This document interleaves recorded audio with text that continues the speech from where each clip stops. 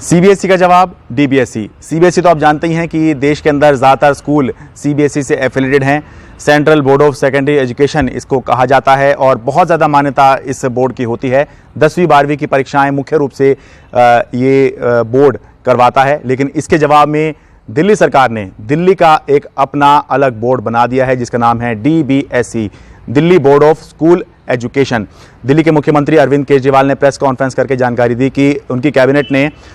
इसको मंजूरी दे दी है और अब जो सेशन शुरू होने वाला है 2021-2022 का, उसके अंदर दिल्ली सरकार के 20-25 स्कूल जो हैं, जो अभी सीबीएसई से मान्यता प्राप्त हैं, सीबीएसई से एफिलिएटेड हैं,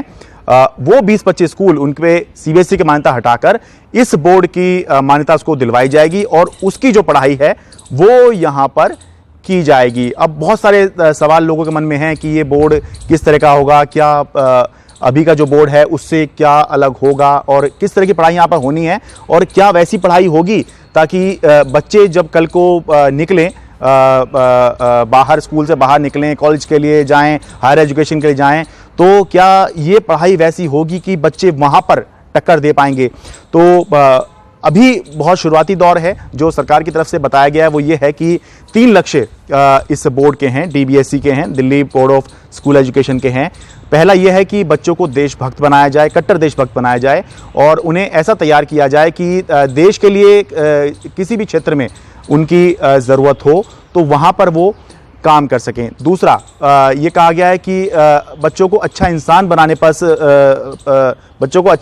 बनाने के ऊपर इस बोर्ड के अंदर फोकस किया जाएगा, लक्ष्य इसमें रखा जाएगा, चाहे वो किसी जाति या धर्म के हों, लेकिन उनको ये सिखाया जाएगा कि उनकी जिम्मेदारी अपने परिवार के प्रति भी है और समाज के प्रति भी है। ऐसा ना हो कि वो केवल अपने तक ही सीमित हो जाएं या अपने परिवार तक ही सीमित हो जाएं, क्योंकि जब वो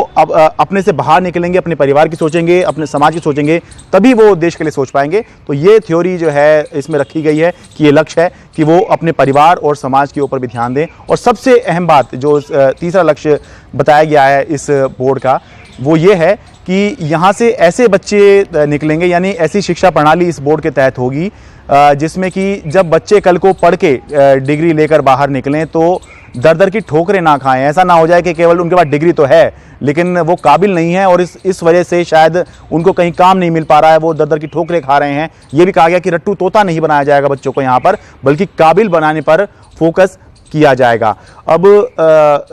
पढ़ाई किस तरह की होगी, ऐसा क्या इस बोर्ड के अंदर नया होगा, अभी जो है बहुत शुरुआती दौर है क्योंकि अभी कैबिनेट ने मंजूरी दी है। धीरे धीरे करके ये वाली जानकारी आएगी और हम खुद इसके ऊपर लगातार रिपोर्ट करेंगे तो ये जानकारी आपको मिलेगी। लेकिन ये मैं आपको बताऊं कि फैसला जो है इस पर काफ़ी समय से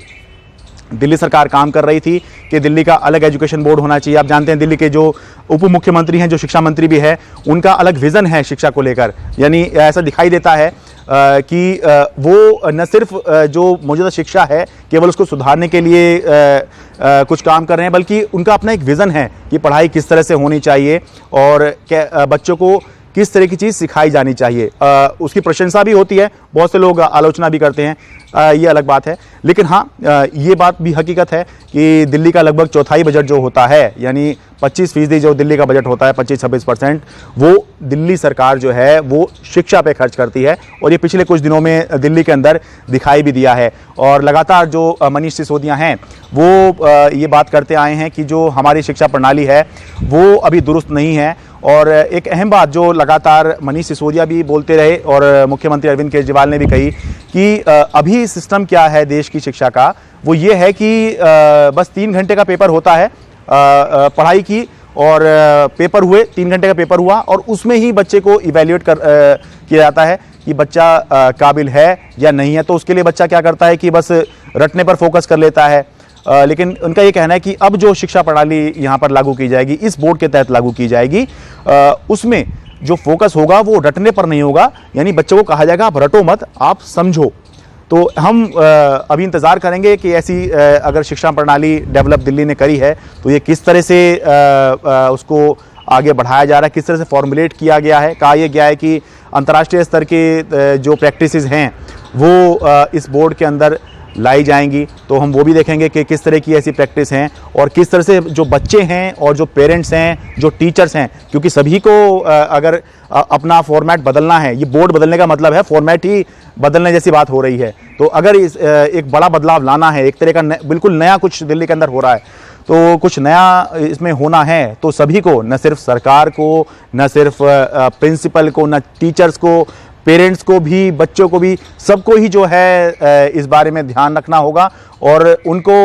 इसके प्रति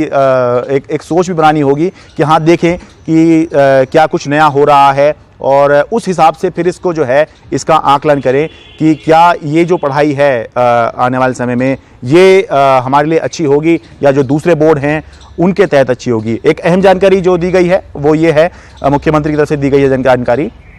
कि ये स्वैच्छिक होगा और किसी भी स्कूल के ऊपर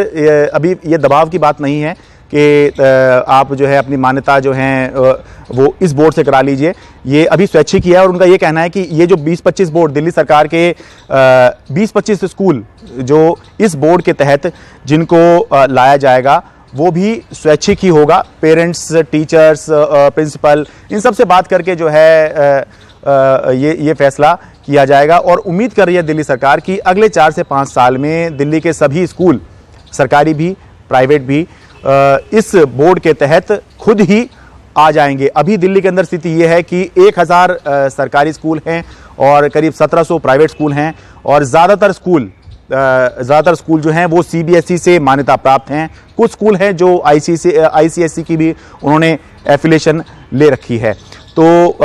देखेंगे आने वाले समय में और जो भी इसके बारे में अपडेट होगा कि किस तरह से पढ़ाई होगी, पाठ्यक्रम किस तरह का होगा, करिकुलम कैसा होगा, क्या इसमें पढ़ाया जाएगा, कैसे कुछ ये सब किया जाएगा, इस बारे में लगातार हम नज़र बनाए रखेंगे, रिपोर्ट करते रहेंगे और आप भी नज़र बनाए रखिए और हम खबर देते रहेंगे, आप खबर लेते रहिएगा।